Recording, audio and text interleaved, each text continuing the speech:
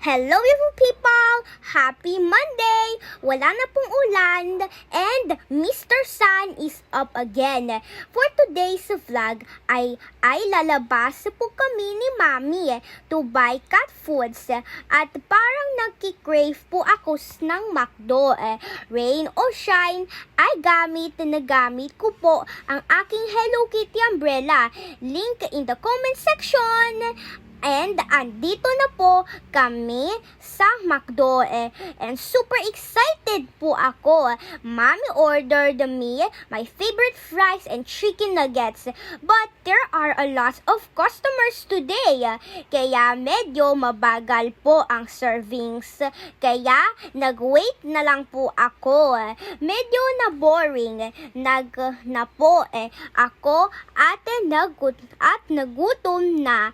Kaya pinalo up ni Mami ang food.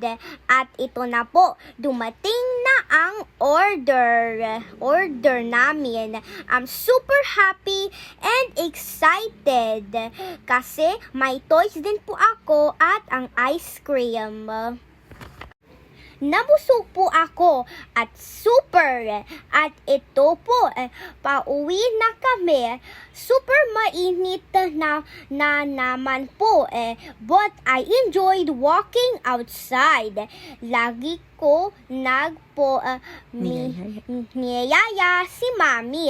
Lumabas dapat po kasi pupunta kami sa Eco Park kahapon. Pero umulan po kaya hindi kami natuloy. Wait lang po may i-flex lang daw po si Mami Yes, i-flex ko lang itong mini fan na lagi naming daladala ni Gabi, lalong-lalo na pag lumalabas kami at mainit.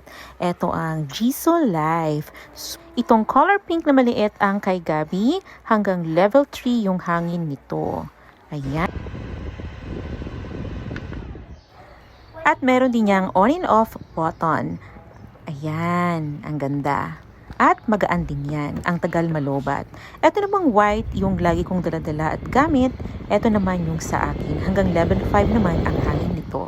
Napakalakas nga ng hangin yan at ang tagal din malobat. So inaabot yan sa akin ng 1 linggo bago ko i-charge. At eto naman, pag uwi ko ay may sulat nga para sa akin. Galing naman to kay Facebook, kay Meta. So, hindi ko alam kung anong laman yan. Nung binuksan ko is all about the tax information. Hindi din naman ako sumasahod buwan-buwan kay Facebook. Dahil sa Facebook, may sahod ka kapag masipag kang mag-upload. At eto, nilalagay kong pangalang sa lagayan. Itong mga cat foods ay naamoy na agad ni Baby G. Itong adopted cat namin ni Gabi. Na ang laki na ng improvement. Nung napadpad yan dito sa bahay, ay butot balat talaga yan. Ngayon ay mataba na siya at gumanda na rin yung mga balahibo niya.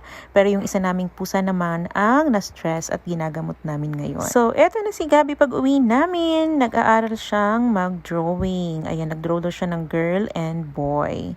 Ayan. So, i-flex niya lang. Thank you for watching. Bye-bye!